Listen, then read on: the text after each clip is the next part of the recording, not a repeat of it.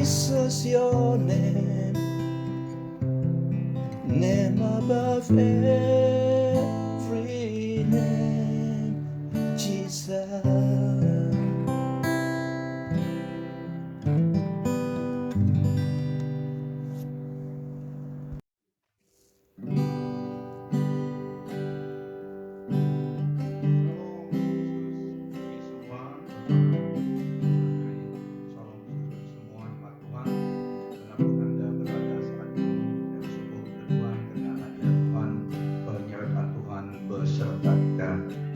Kita telah menyembah memuji Tuhan Allah kita yang layak menerima semuanya, dan kita akan masuk dalam firman Tuhan. Pada pagi ini kita akan masuk di dalam suatu topik, yaitu pekerjaan Roh Kudus. Pekerjaan Roh Kudus. Saya ingin membaca dalam firman Tuhan mengenai pekerjaan Roh Kudus. Amin. Kita siapkan di mana kita berada. Tuhan akan menolong kita, Roh Kudus akan menolong kita mengerti firman Tuhan yang akan kita sampaikan. Mari kita tenang sejenak sebab kita dalam doa pengistiharan kebaikan Tuhan dalam hidup kita. Sembah syukur kami hanyalah bagimu, Tuhan Allah kami, Bapa yang kekal, Yesus Kristus yang perkenalkan dirinya dalam Tuhan Yesus Kristus, bahkan yang mengasihi kami dengan kasih kekal di dalam Tuhan kami Yesus Kristus, dan penyertaan Roh Kudus beserta kami, memampukan kami izinkan sementara firman Tuhan ditaburkan di dalam atmosfer pada pagi ini. Bapa, kami izinkan mempersilakan peranan Roh Kudus Tuhan dengan bebas berkarya, supaya setiap jemaat Tuhan yang Bapak Ibu saudariku yang melihat mendengar khotbah pada pagi hari ini, khasnya saat ini dan juga pada masa-masa yang mendatang, biarlah kuasa kebenaran firman-Mu memberkati oleh penyertaan pelayanan Roh Kudus-Mu. Pakai hamba-Mu Tuhan menjadi fasilitator-Mu, menerangkan isi hati-Mu kebenaran firman Tuhan. Terpujilah nama-Mu dari kekal sampai kekal. Di dalam nama Tuhan Yesus Kristus Juru Selamat yang mengasihi kami bersyukur. Amin. Pekerjaan Roh Kudus di dalam firman Tuhan yang kita pelajari dalam yang pertama di dalam Roma 15 ayat 4, firman Tuhan memberi kita segala yang tersurat pada masa dahulu adalah untuk menjadi pengajaran kepada kita supaya melalui kesabaran dan penghiburan daripada kitab suci itu kita mendapat harapan. Dalam tafsiran baru, sebab segala sesuatu yang ditulis dahulu telah ditulis untuk menjadi pelajaran bagi kita, supaya kita teguh berpegang pada pengharapan oleh ketekunan dan penghiburan dari kitab suci. Nah, apa yang telah terjadi di dalam ciptaan Allah pada masa yang dulu dan telah dicatat di dalam Alkitab, rekodkan menjadi pelajaran, menjadi peringatan untuk kita. Apa yang Allah kita lakukan dari sejak kejadian sampai ke Wahyu, dan dari sejak kejadian apa yang tercatat dalam firman Tuhan, meskipun tidak semuanya dicatat apa yang Tuhan Yesus Kristus lakukan, tetapi apa yang telah dicatat adalah untuk kita dan menjadi peringatan, pelajaran bagi kita, apa yang Allah yang satu-satunya, the only one true God, melalui Tuhan Yesus Kristus lakukan, supaya kita pada hari ini mengenalnya, menjadi pelajaran bagi kita, supaya kita teguh berpegang pada pengharapan oleh ketekunan dan penghiburan dari kitab suci. Dan pada pagi hari ini adalah tentang pekerjaan Roh Kudus, the work of the Holy Spirit. Pekerjaan Roh Kudus dalam Alkitab. Saya katakan Bapak Ibu Saudari yang diberkati oleh Tuhan, pengetahuan tentang kebenaran itu sangat penting bagi kita. Pengetahuan tentang kebenaran itu sangat penting bagi kita. The knowledge of the truth itu sangat penting.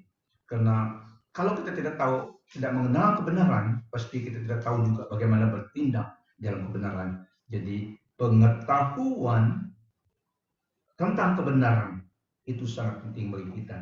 Nah, dalam topik kita pekerjaan Roh Kudus pada pagi hari ini, yang pertama, berdasarkan firman Tuhan, Roh Kudus adalah Allah. Roh Kudus adalah pribadi Allah. One of the Godhead. Roh Kudus adalah Allah. Di dalam penciptaan kita lihat Roh Kudus hadir ada di dalam penciptaan. Roh Kudus adalah Allah. Kejadian 1 ayat 1 sampai 2. Pada mulanya Allah menciptakan langit dan bumi. Bumi tidak berbentuk dan kosong.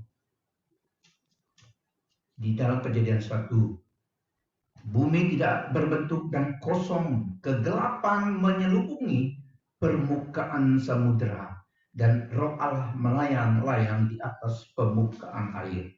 Di dalam seterusnya, dalam ayat 3, berfirmanlah Allah, jadilah cahaya, lalu terus ada cahaya.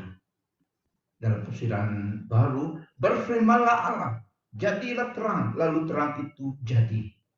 Di sini berfirmanlah Allah, pribadi Allah, Elohim, maksudnya Elohim the mighty one ataupun God Allah. Jadi plural. Jadi Allah Bapa, Allah Anak dan Roh Kudus bersatu, berada bersama di dalam penciptaan, pemulaan penciptaan. Elohim. Berfirmanlah Elohim, jadilah terang, lalu terang itu jadi. Nah, Bapak Ibu Saudara, Roh Kudus adalah pribadi Allah. Roh Kudus adalah Allah.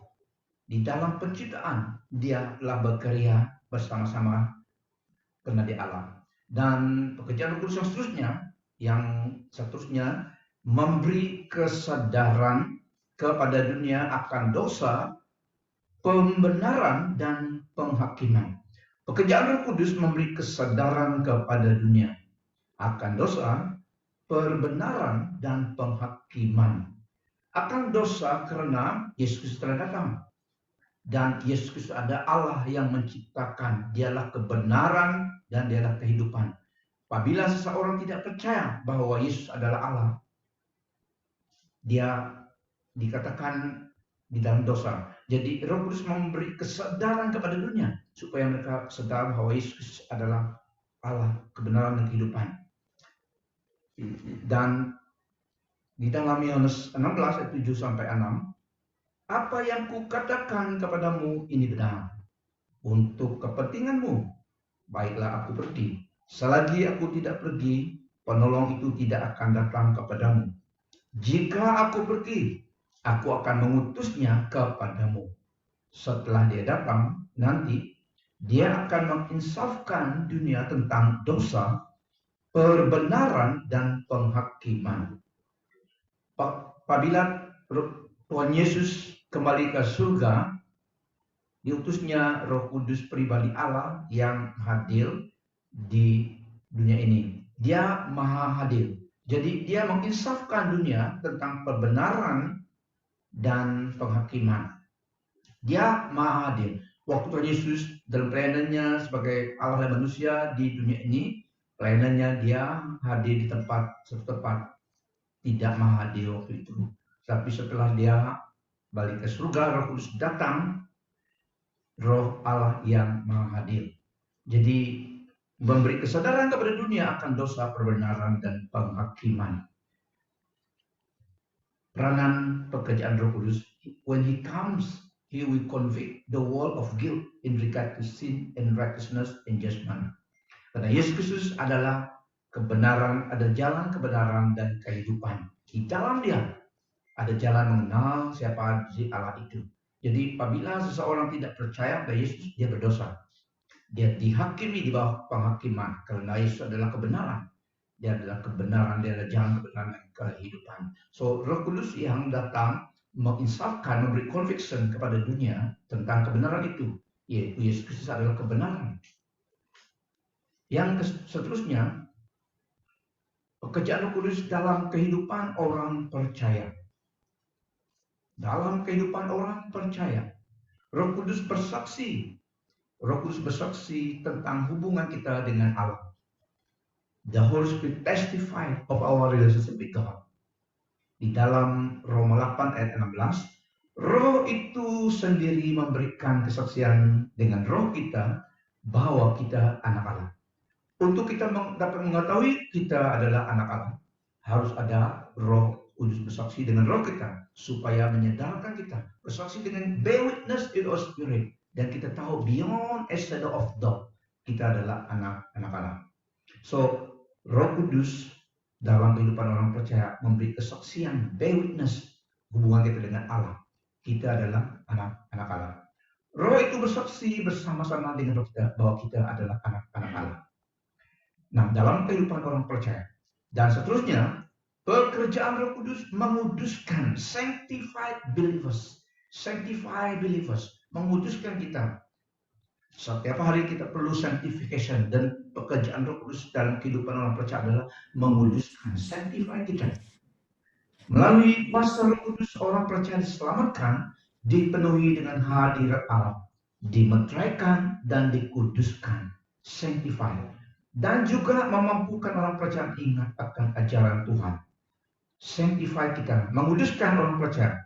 Dalam 2 Tesalonika 2 ayat 13, 2 Tesalonika 2 ayat 13, tetapi kami mesti senantiasa bersyukur kepada Allah karena kamu, saudara-saudara yang dikasihi oleh Tuhan.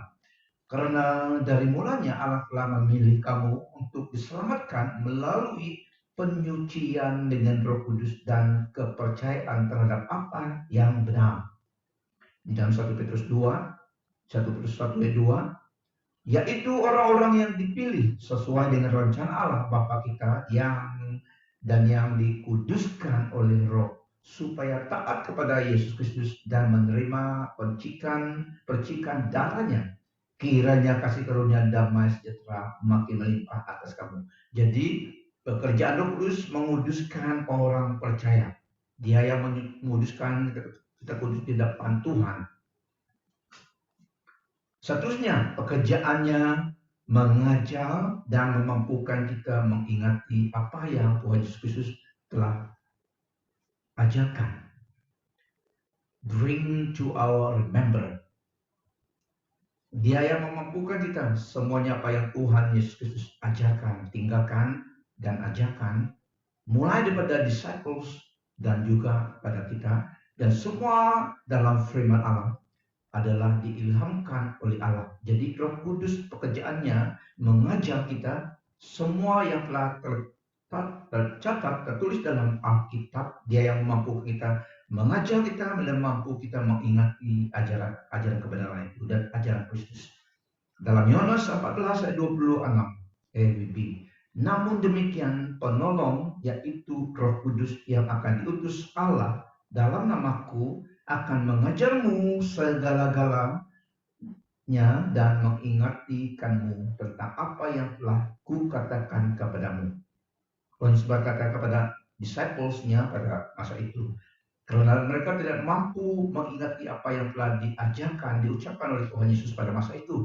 Tetapi apabila Roh Kudus datang, dia bring into their remembrance, memampukan mereka ingat kembali ajaran-ajaran kebenaran itu. Dan semua yang dalam scripture, Roh Kudus yang mengajar orang percaya memampukan kita mengingatinya. Dalam kata-kata artinya Roh Kudus dalam bahasa Greek, yaitu parakletos. Parakletos yang bermaksud adalah helper. Dan dalam tafsiran SAV, advocate. Di dalam NIV, counselor. Di dalam King James Version adalah legal counselor ataupun helper, penolong. Dia yang menolong kita, membantu kita, yang beri counsel bagi kita, dan dia adalah pembela kita juga. Parakletos, helper, yang menolong orang percaya, diberikan dalam nama Yesus datang apabila Tuhan Yesus kembali ke surga. Jadi dia maha hadir. Itulah Tuhan Yesus katakan, it is beneficial for me, it is good for me that I go back to heaven, supaya roh kebenaran Roh Kudus datang. Dan dia maha hadir, dia dapat hadir di mana-mana di dalam kehidupan orang percaya, dan dia maha hadir. Dia dapat ada sama kita pada saat ini. Dia juga ada di Yerusalem, dia juga ada di Los Angeles, di Amerika, di kampung-kampung. Di dalam pertemuan berkumpul dalam nama Yesus, Roh Allah, Roh Kudus ada. Dia maha hadir. Dan yang seterusnya, Roh Kudus mendiami orang percaya. Dia tinggal di dalam orang percaya. Karena kita orang percaya adalah tempat kediaman Roh Allah. Roh Kudus adalah hadirat Allah dalam hidup orang percaya pada Yesus Kristus. The Holy Spirit is God's presence in the lives of believers. Dalam 1 Korintus 3 ayat 16, tidak tahukah kamu bahwa kamu adalah bait Allah dan bahwa Roh Allah diam di dalam kamu? Do you not know that your bodies are temples of the Holy Spirit who is in you, whom you have received from God? You are not your own, you were bought at a price. Therefore, honor God with your bodies. Kita telah ditebus di darah Yesus dan didiami oleh Roh Kudus, karena kita adalah bait Allah, di mana Roh Allah tinggal di dalam diri kita. Bermaksud di mana kita berada, di mana pergerakan kita adalah carriers of the ocean of God's Spirit. Karena dia tinggal dalam diri kita. Amen. Dia tinggal dalam kita, maksudnya kita adalah pembawa hadirat Allah itu. Masing-masing pribadi orang percaya didiami Roh Allah yang hidup, Roh Kudus, dan kita pembawa carriers of God present. Setiap kita, karena firman Tuhan mengatakan kita adalah God's temple. Bait Roh Kudus diam di dalam kita. Jadi di mana kita berada, pergerakan kita carriers of God also present. COVID tidak dapat tinggal. Amen. Karena Roh Allah ada dalam diri kita. Kita adalah containersnya. Carriers of God also present. Firman Tuhan katakan demikian. So kita harus menyadari bahwa kita sebagai orang percaya adalah carriers of God also present. Temple of God's Spirit. Percaya tidak percaya, ini firman Tuhan. Jadi untuk kebaikan kita harus sadar, conscious of God present dalam kita sebagai orang percaya. Kita telah ditebus oleh darah Yesus. Makanya kita bukan milik kita sendiri, without God. Kita adalah umat tebusan Tuhan, ditebus oleh darah Yesus, menjadi milik kepunyaan Tuhan. God treasured possession. Dan Roh Kudus diam di dalam diri kita. Nah, Roh Kudus mendiami orang percaya. 1 Korintus 6 ayat 19 sampai 20 memberikan kebenaran itu. Roh Kudus sumber memberi pernyataan dari Allah. Hikmat dan kuasa Allah. Roh Kudus adalah sumber revelation. Sumber memberi pernyataan dari Allah, revelation daripada Allah, dan hikmat dan kuasa Allah. Dalam 1 Korintus 2 ayat 10 sampai 13. Karena kepada kita Allah telah menyatakannya oleh Roh. Sebab Roh menyelidiki segala sesuatu, bahkan hal-hal yang tersembunyi dalam diri Allah. Siapa gerangan di antara manusia yang tahu apa yang terdapat di dalam diri manusia selain roh manusia sendiri yang ada di dalam dia? Demikian pula lah, tidak ada orang yang tahu apa yang terdapat di dalam diri Allah selain Roh Allah. Kita tidak menerima roh dunia, tetapi roh yang berasal dari Allah, supaya kita tahu apa yang dikaruniakan Allah kepada kita. Dan karena kami menafsirkan hal-hal rohani kepada mereka yang mempunyai roh, kami berkata-kata tentang karunia-karunia Allah dengan perkataan yang bukan diajarkan kepada kami oleh hikmat manusia, tetapi oleh Roh. Allah memberi Roh Kudus kepada kita supaya kita dapat lebih mengerti Dia, karena Roh Kudus adalah Roh Allah. Dia mengetahui pikiran dan kehendak Allah dan menyatakan pikiran dan kehendak Allah itu kepada orang percaya. Karena Dia Roh Allah, Dia tahu apa yang kehendak Allah. Seperti roh manusia, kita tahu, orang lain tidak tahu, tapi roh kita tahu. Karena kita adalah roh manusia, mengenal manusia itu. Jadi Roh Kudus, Allah memberi Roh Kudus kepada kita supaya kita dapat mengenal Dia. Dan karena Roh Kudus adalah Roh Allah, Dia mengetahui pikiran dan kehendak Allah dan menyatakan, Dia yang reveal, Dia yang menyatakan pikiran dan kehendak Allah itu kepada orang percaya. Bukan kepada semua orang, tapi kepada orang percaya. Karena orang percaya didiami oleh Roh Kudus sendiri. Roh Kudus membuka mata rohani orang percaya kepada pengharapan keselamatan dan warisan yang kita miliki dalam Kristus. Dia yang membuka mata rohani kita, memberi kita enlightenment of the spirit. Bahwa kita tahu, kita percaya harapan kita yang pasti dan warisan kita, inheritance kita yang tersedia di dalam Yesus Kristus, yang tersedia bagi kita. Roh Kudus yang meyakini dan memberi enlightenment itu kepada mata rohani kita, kepada kita, konsain kita. Dia yang reveal, dia yang make known, dia yang memampukan kita mengetahui pengharapan itu yang tersedia dan warisan kekal kita di dalam Yesus Kristus yang telah tersedia untuk kita. Ini pekerjaan Roh Kudus dalam orang percaya. Dan yang ke-8, pekerjaan Roh Kudus memberi keberanian dan kuasa untuk bersaksi. Memberi orang percaya keberanian dan kuasa untuk bersaksi. The boldness and the power to be His witness, to be Christ's witness. Keberanian dan kuasa menjadi saksi-saksi Kristus. Kisah Rasul 1:8. Tetapi kamu akan menerima kuasa kalau Roh Kudus turun ke atas kamu, dan kamu akan menjadi saksiku di Yerusalem dan di seluruh Yudea dan di Samaria dan sampai ke ujung bumi. Roh Kudus memberi keberanian, memberi kuasa untuk kita bersaksi, dan Roh Kudus juga yang akan menyadarkan mereka melalui kita bersaksi kepada mereka tentang berita baik tentang Tuhan Yesus Kristus. Dia memberi conviction kepada orang apabila kita bersaksi kepada orang itu. Dia memberi kesadaran, conviction dalam hati mereka melalui apa yang kita saksikan, memberitakan tentang Injil keselamatan dari Yesus Kristus. Roh Kudus yang memberi kita keberanian itu, keberanian daripada Roh Allah, dan kita berani bersaksi sebagai orang percaya tentang kebenaran kepada orang lain supaya orang datang kepada Tuhan. Dan orang datang, orang disedarkan karena pekerjaan Roh Kudus menolong mereka, menyadari mereka. Ada teguran, ada conviction, kesadaran dalam hati, dalam roh mereka, dan mereka sadar mereka perlu Tuhan, dan mereka datang kepada Tuhan Yesus. Nah, pekerjaan Roh Kudus mampukan kita boldness dan dunamis, exousia, authority and power. Authority sebagai orang percaya melakukan apa yang Tuhan Yesus perintahkan kepada kita, menjadi saksi-saksinya.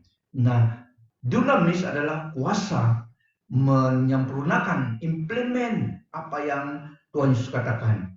So, dua-dua diberikan kepada orang percaya. Roh Kudus yang memampukan mengerjakan itu, the right and authority and the power to implement, to enforce kebenaran dalam firman Tuhan, menjadi saksi Kristus. Sehingga orang mendengar, disedarkan dalam hati mereka, ada conviction.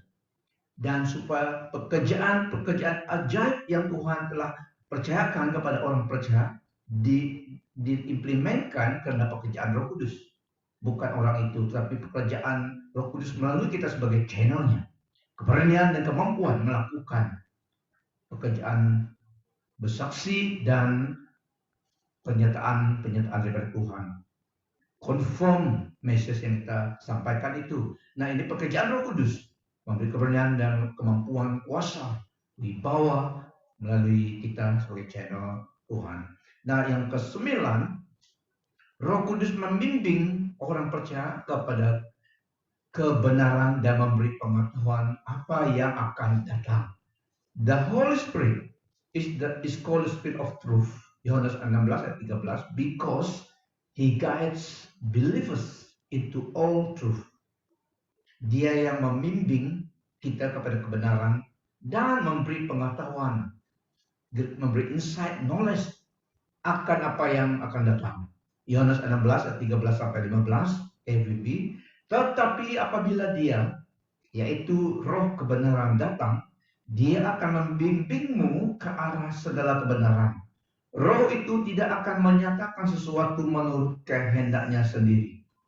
Dia akan menyampaikan apa yang didengarnya dan memberitahumu apa yang akan terjadi. Dia guide and then reveal what is to come. Dia membimbing ke arah kebenaran dan juga dia menyatakan pengetahuan apa yang akan datang. Roh itu akan memuliakan aku, kata Tuhan Yesus. Karena dia akan menerima apa yang berasal daripadaku dan menyatakannya kepadamu. Ini peranannya, ini pekerjaan Roh Kudus.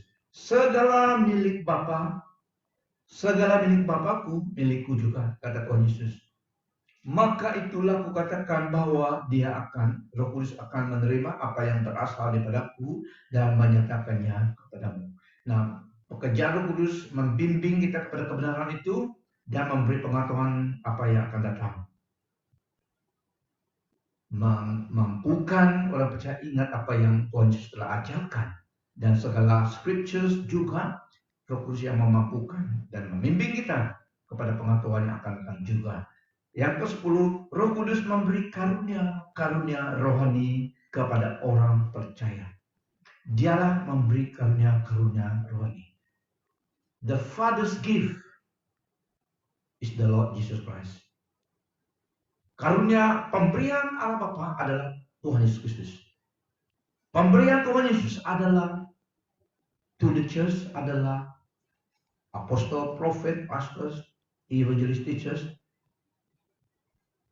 The fivefold ministry. Pemberian Tuhan Yesus kepada gerejanya. Roh Kudus datang. Pemberian Roh Kudus kepada orang percaya. Karunia Roh Kudus diberikan kepada orang percaya kepada Tuhan Yesus Kristus. Di dalam 1 Korintus 12 ayat 7, pekerjaan Roh Kudus memberi karunia rohani kepada orang percaya. Kita boleh baca daripada 1 Korintus 12 ayat 7 sampai 11. Tetapi pekerjaan Roh Kudus di situ, Roh Kudus memberi seseorang karunia tertentu untuk kebaikan semua. For the common good of all believers, the body of Christ. Orang percaya. Tetapi kepada tiap-tiap orang dikaruniakan penyertaan roh untuk kepentingan bersama. To build up the body of Christ. Untuk kebaikan bersama. Bukan project seseorang itu. Tetapi for the common goods of all believers. The body of Christ. Jadi Roh Kudus memberi karunia kepada orang percaya. Setiap kita ada pemberian daripada Roh Kudus untuk kita. The Holy Spirit has a gift for you. Katakan kepada kamu sebelah, Roh Kudus have His gift for you. Semua kita orang percaya ada karunia yang Roh Kudus berikan kepada kita. Kita cuma harus lebih mengenali karunia itu. Bukan satu dua, tapi ada.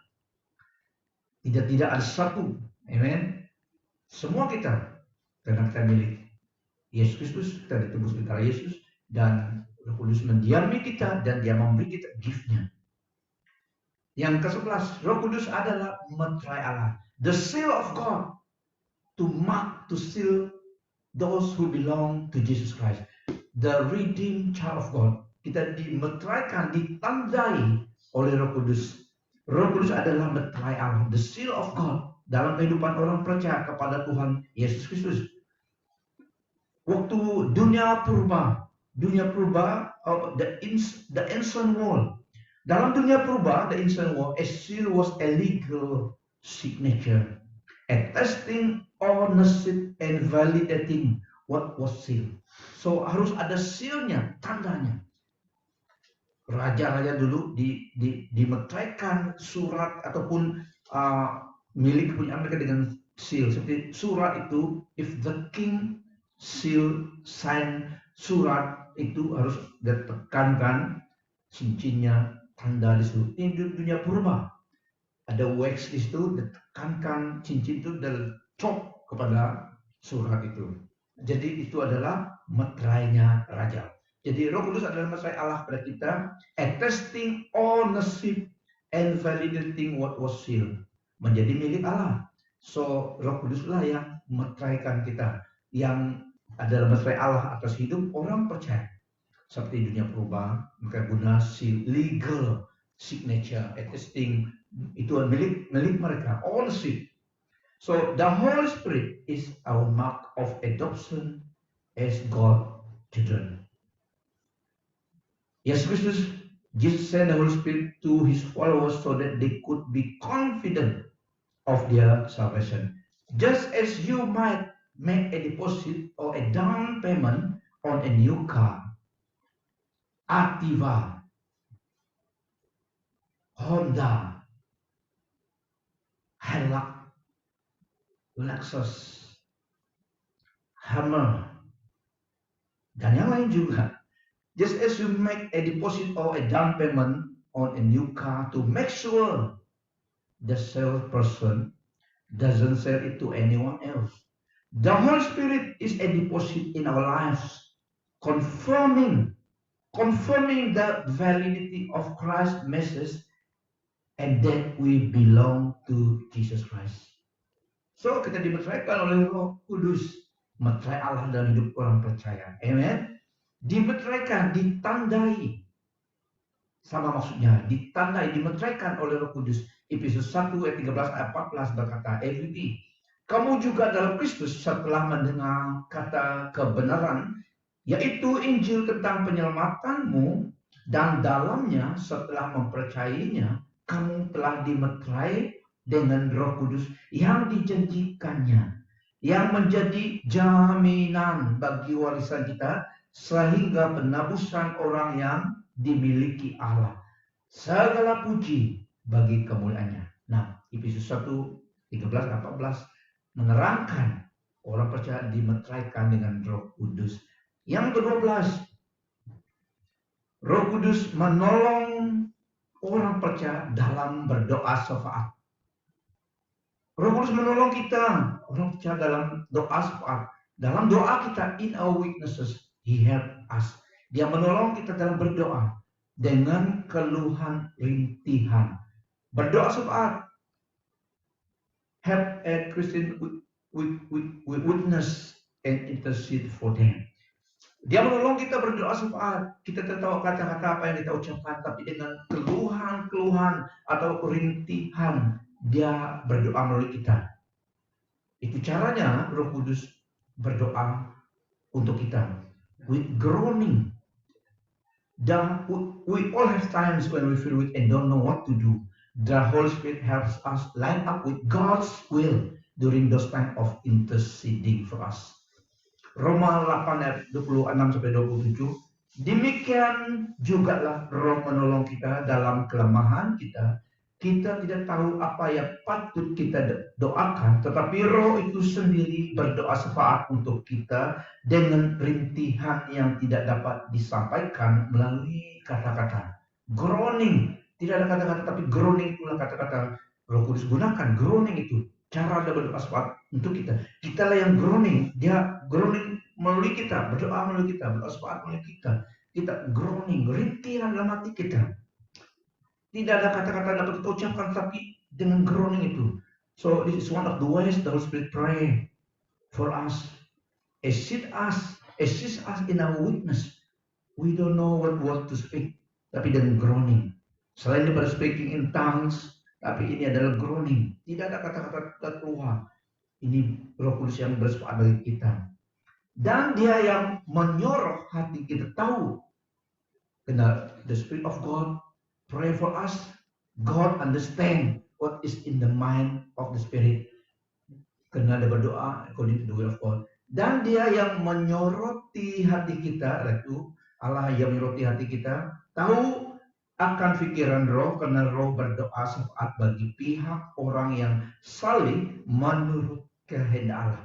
Di dalam tafsiran baru Roma 8 26-27, demikian juga Roh membantu kita dalam kelemahan kita, sebab kita tidak tahu bagaimana sebenarnya harus berdoa, tapi Roh sendiri berdoa untuk kita kepada Allah dengan keluhan-keluhan yang tidak terucapkan, with groaning without word. Dan Allah yang menyelidiki hati nurani mengetahui maksud Roh itu, yaitu bahwa ia sesuai dengan kehendak Allah berdoa untuk orang-orang kudus. Nah, ini caranya Tuhan menolong kita, Roh Kudus menolong kita dan kelemahan kita. We are lost at what to speak, tapi dia take over, dia menolong kita. Dan groaning. Jika Anda belum mengalami itu, pasti akan juga mengalaminya. Tapi ini caranya, satu caranya Roh Kudus menolong kita berdoa sesaat with groaning, rintihan dalam hati, tapi Allah mengerti. Ada kata-kata itu diucapkan, even wordless, tapi Tuhan Allah kita mengerti. Karena Roh intercede according to of God. He knows the mind of God karena dia Roh Allah. Dan dia berdoa dengan keluhan, rintihan itu, meskipun tidak ada kata-kata, tapi Allah mengerti. So it is one of the ways, among all the many ways, the Holy Spirit pray to us and helping us in our prayer life as believers. Selain daripada berbahasa roh, selain daripada berdoa dengan bahasa yang kita mengerti, ini juga caranya, groaning. Yang 13, Roh Kudus menguduskan dan memampukan orang percaya menghasilkan buah yang baik dalam hidup mereka. The fruits of the Holy Spirit di dalam kehidupan orang percaya adalah dihasilkan oleh pekerjaan Roh Kudus dalam kehidupan orang percaya itu. Bukan kebaikan orang itu, bukan usaha orang itu, tapi dimampukan Roh Kudus menghasilkan buah-buah kebaikan. Itulah namanya buah Roh Kudus dalam kehidupan orang percaya. Yang memampukan menghasilkan sehingga ada buah-buah kebaikan dalam kehidupan orang percaya itu. Orang percaya itu sebagai vessel harus yielded, harus berserah, yielded to the dictate of the Holy Spirit, supaya dapat menghasilkan buah itu. Kalau dia menentang, pasti tidak jadi. Jadi Roh Kudus menghasilkan buah-buah kebaikan itu dalam kehidupan orang percaya yang berserah, yielded to God. Dia yang menghasilkan buah-buah kebaikan itu. So ini Roh Kudus menguduskan dan memampukan orang percaya menghasilkan buah yang baik dalam kehidupan mereka. The work of the Spirit in a Christian life is an ongoing process of becoming holy through sanctification. Through the conviction and power of the Holy Spirit, believers will not indulge the sinful acts of the flesh. Ini dapat lihat dalam Galatia 5 ayat 16-21. But will bear good fruits, the good fruit of the Spirit. Buah-buah kebaikan, buah-buah Roh Kudus. Nah, Bapak Ibu Saudara, ini berapa pekerjaan Roh Kudus yang kita bahas pada pagi hari ini. Roh Kudus mengerjakan semuanya ini, memberi keberanian untuk bersaksi, seperti dalam Kisah Rasul 4:31, setelah mereka berdoa, tempat mereka berhimpun itu bergoncang. Mereka semua dipenuhi dengan Roh Kudus dan mengucap firman Allah dengan berani. Seperti juga dalam Kisah Rasul 1:8 tadi. Nah, adoption to sonship, dia yang memimpin kita menjadi anak-anak Allah. Dalam Roma 8:14-17 tadi. Karena kamu bukanlah menerima roh yang menyebabkan kamu diperhambakan lagi oleh ketakutan, tapi telah menerima roh yang menjadikanmu anak Allah. Dan dengannya kita berseru Abba Father. So itulah Allah menjadi Bapa kita, Abba Father. Roh itu sendiri memberikan kesaksian dengan roh kita bahwa kita anak-anak Allah.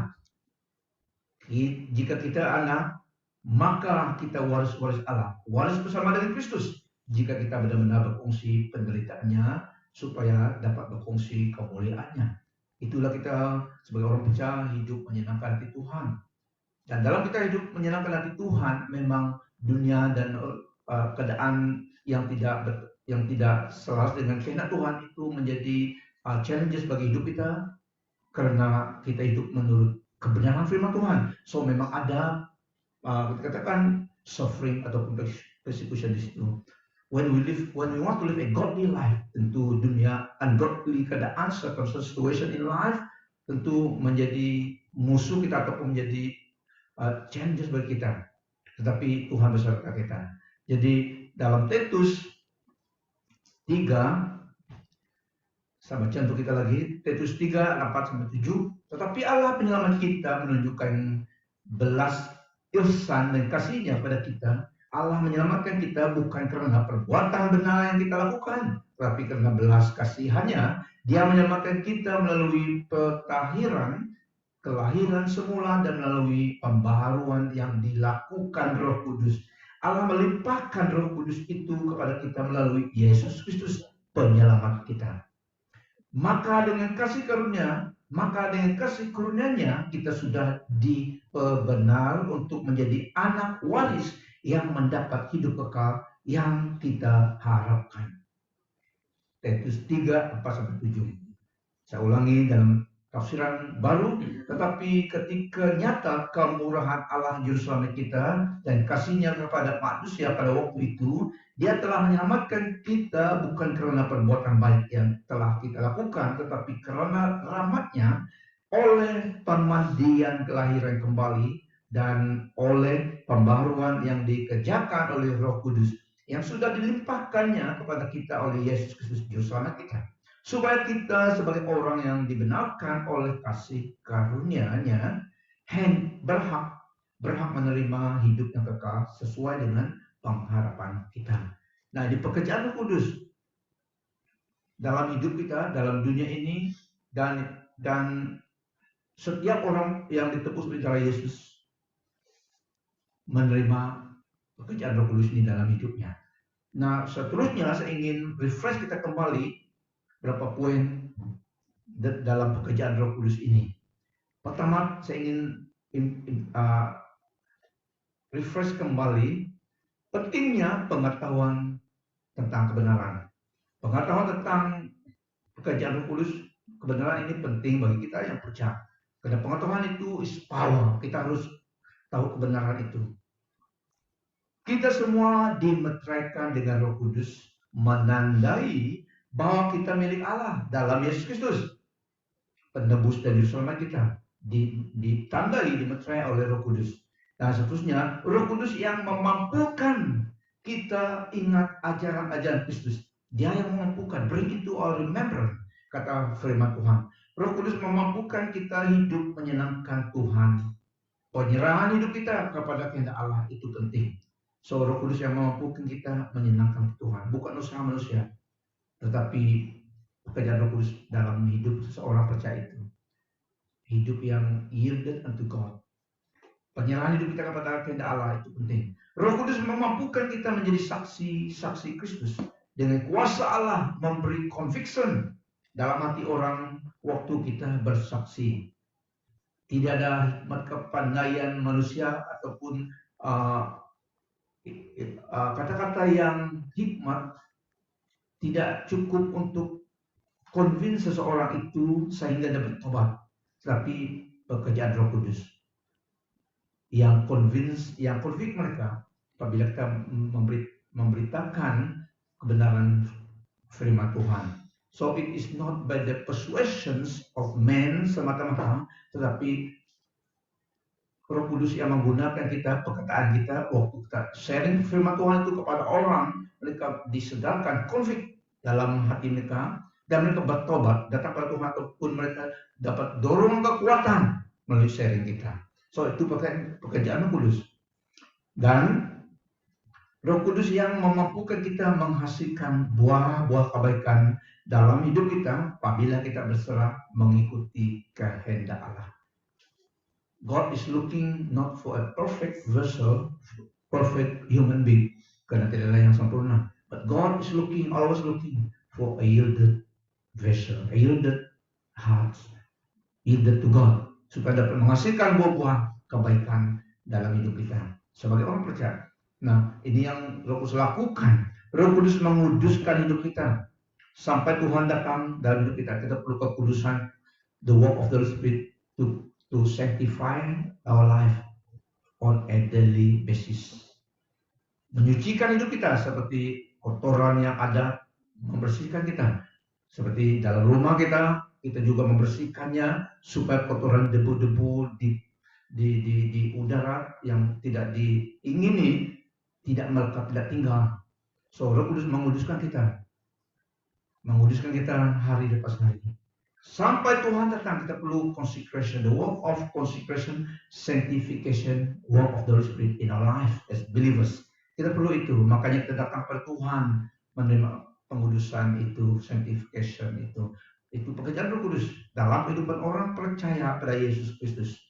Nah, Roh Kudus yang memampukan memimpin kita menyembah Tuhan Yesus Kristus dalam roh dan kebenaran.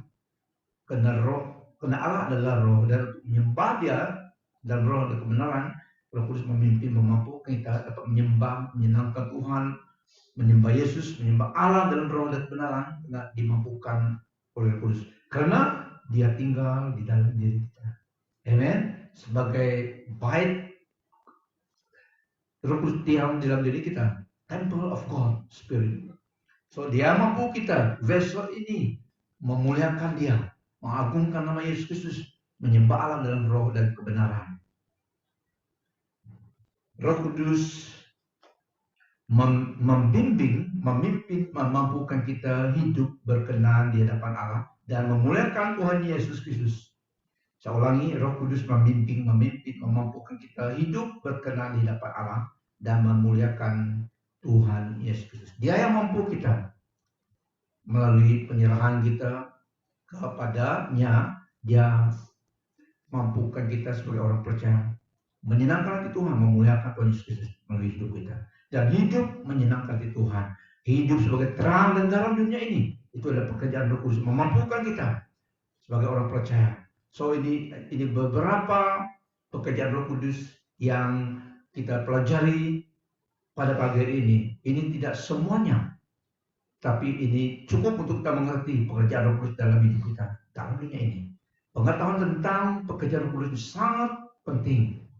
Roh Kudus mendiami setiap orang percaya dan menerima Yesus menjadi Tuhan dan Juru Selamat. Dimeteraikan, ditandai dengan Roh Kudusnya. Dan Roh Kudus yang mampu kita semakin mengenal Tuhan Yesus Kristus. Dan Dia mau kita terus proses hidup kita semakin menyerupai Tuhan Yesus Kristus. Bertumbuh di dalam anugerah Tuhan, kasih karunia Tuhan, dan pengenalan akan Tuhan Yesus Kristus. Itu pekerjaan Roh Kudus. Menyempurnakan hidup kita selalu. Beserta kita menjadi kita saksi Kristus dengan wibawa kuasa Allah operasi dalam diri kita, menjadi saksi Kristus seperti Tuhan Yesus katakan dalam Yohanes 14, dalam kitab Yohanes, ayat Yohanes 14 ayat 4 ataupun Yohanes 12, tapi Tuhan Yesus berkata dalam Yohanes, dalam the Gospel, kita dapat melakukan, kita diperbolehkan melakukan apa yang Tuhan Yesus lakukan karena Roh Kudus yang mampukan kita. Kita hanya yielded kepada kehendak Tuhan. Nah, kita adalah temples of God, bait Allah, di mana dijamin oleh Roh Allah, Roh Kudus. Makanya kita dapat menjadi saksi Tuhan dan menjadi berkat bagi orang lain di mana kita berada. Semuanya karena pertolongan pekerjaan Roh Kudus dalam hidup kita sebagai orang percaya pada Tuhan Yesus. Amen. Dia mengerjakan itu sehingga hidup kita juga menghasilkan buah-buah kebaikan, buah-buah Roh Kudus dalam diri kita. Diberi karunia-karunia-Nya untuk menjadi saksi Tuhan, menjadi pelaku firman Tuhan, dan menciptakan kita sebagai anak-anak Allah, menandai kita bahwa kita adalah milik Tuhan. Tuhan Yesus berkata, tidak siapa dapat memisahkan, tidak siapa dapat merebut kita daripada tangannya. Yohanes 10 ayat 28-30. Tidak siapa dapat merebut kita, merampas kita daripada tangan Bapa. Nah, kita sebagai orang percaya tandai dimeteraikan oleh Roh Kudus. Amen. The seal of God dalam hidup kita. Tuhan Yesus Kristus memberkati. Mari kita tunduk kepala kita sejenak kita berdoa. Bapa surgawi, terima kasih atas kebenaran firman-Mu pada pagi ini. Bela kuasa benar firman-Mu oleh kuasa Roh Kudus-Mu diteguhkan dalam setiap hati roh kami sebagai umat tebusan-Mu. Dan dimanapun pemberitaan firman Tuhan disampaikan, bela kuasa kebenaran firman Tuhan oleh kuasa Roh Kudus Tuhan memberkati setiap pendengar, setiap yang melihat mendengar pemberitaan firman Tuhan pada pagi ini. Drawing them to you. Kemuliaan, kebesaran, keagungan hanyalah bagimu dari kepala sampai ke kaki. Amen. Tuhan beserta kita. The grace of the Lord Jesus Christ, the love of God, the fellowship of the Holy Spirit with us. Kasih karunia Tuhan Yesus Kristus, kasih Allah Bapa, persekutuan Roh Kudus menyertai kita selalu. Tuhan Yesus Kristus memberkati. Sampai bertemu lagi dalam topik yang lain. Pastor Leonard signing off. Kemuliaan, kebesaran, keagungan, kejayaan hanyalah bagimu Tuhan Allah kami Yesus Kristus dari kekal sampai kekal. Haleluya. Amen.